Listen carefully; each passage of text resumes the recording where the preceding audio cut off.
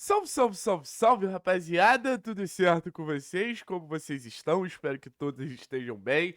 Seguinte, meu povo, vamos trocar uma ideia sobre esse momento que a gente vive nesse início de temporada, onde a gente tem um time de aspirantes dando uma resposta muito positiva, se mostrando uma equipe muito promissora para tudo que a gente vai encarar ao longo da temporada, no sentido de poder fornecer reforços para a Copa do Brasil, para o Campeonato Brasileiro. E ao mesmo tempo a gente tem um contraste nessa história como um todo, né? Que é o fato da gente olhar para pro mercado da bola, olhar pro inflacionado mercado da bola e entender que o Atlético vem encontrando muitas dificuldades para encontrar nomes que realmente possam reforçar a equipe principal do nosso furacão. Então, de um lado, jovens com muito potencial, que obviamente são apostas, são jogadores que ainda estão em um momento muito inicial de carreira, mas querendo ou não, já fazem parte ali da estrutura esportiva do clube. E do outro lado, sonhos distantes que, vamos ser sinceros, tecnicamente eu não sei nem se faz tanta diferença.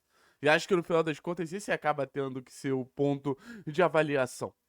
Hoje, a gente olha para o mercado da bola e a gente vê o nome de um. Deixa eu pensar, de um volante. Do João Schmidt, não, que eu acho um bom nome, mas do próprio Eric.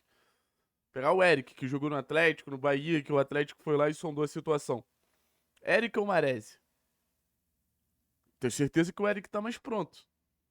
Mas será que o processo de desenvolvimento do Maresi, que o Atlético naturalmente teria que apostar no processo como um todo, mas não pode fazer com que o Atlético tenha um jogador melhor que o Eric se o Atlético tiver um pouquinho mais de paciência e botar o Maresi para atuar no nível de competitividade alto e esperar a resposta que esse garoto possa vir a dar? Porque, sendo bem sincero com vocês, a qualidade de passe do Maresi, a qualidade de transição do Maresi, eu acho que vale a aposta e acreditar que esse garoto ele vai ter um futuro, um bom futuro com a camisa do Atlético.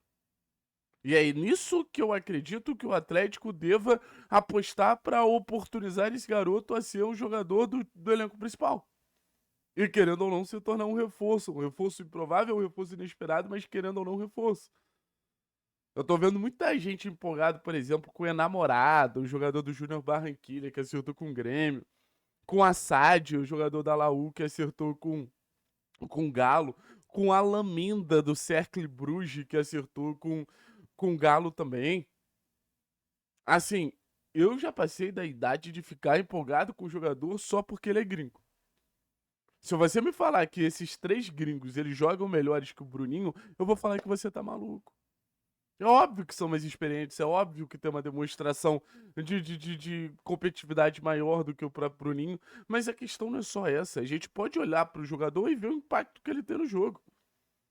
O impacto que o Bruninho oferece hoje pro jogo do Atlético, eu vou ser bem sincero, eu não acho que a gente conseguiria nenhum ponta parecido, nenhum atacante parecido, nenhum meia parecido, porque é um jogador que influencia basicamente todo o sistema ofensivo do Atlético, e um jogador que é do clube, um jogador que tá no clube, um jogador que já tá dando retorno pro clube.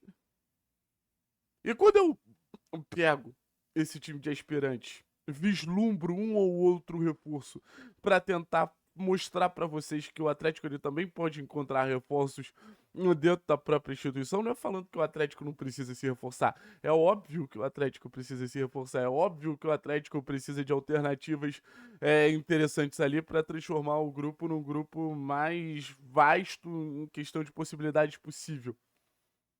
Mas a questão é, hoje a gente não tem a porta do mercado aberta. Hoje, para ter a porta do mercado aberta, a gente tem que pagar valores surreais. Que, desculpa, eu não gostaria de ver o Atlético se sujeitando a essa ditadura de 1 milhão de reais que o mercado tem hoje, que qualquer jogador custa 1 milhão de reais. Aí entra a questão toda do fair play financeiro e tudo mais. Mas eu preferia muito mais, assim, entender que o Atlético está apostando no processo de reconstrução a partir dos seus jogadores mais jovens, do que olhar para um todo e ver o Atlético indo para um caminho mais seguro na teoria, mais óbvio, mas que vai te dar menos retorno lá na frente. Se o Atlético pudesse trazer jogador cascudo, jogador de impacto, eu estaria comprando. Mas jogador mediano, jogador medíocre ou jogador da base do clube, eu vou estar sempre com o jogador da base do clube. E, cara, que bom que a gente tem uma geração que a gente pode vislumbrar pelo menos 5, 6 reforços fazendo esse processo de transição do aspirante para o time principal. Ó, deixando os jogadores que costumam frequentar o time principal de lado.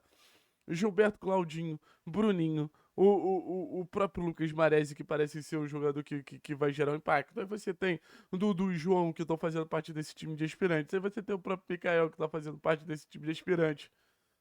Então você já tem uma base ali que tá começando a temporada disputando o Campeonato Paranaense, mas que pode te oferecer mil e uma possibilidades no início do Campeonato Brasileiro. E outra, não é que o Atlético, assim, o Atlético precisa de reforços, mas não é que o Atlético não tem base nenhuma no sentido de uma manutenção de um time para apostar no que vinha sendo feito na temporada passada. O Atlético da temporada passada ele conseguiu criar referências que hoje dão uma sustentação para que a gente possa apostar nos mais jovens jogadores.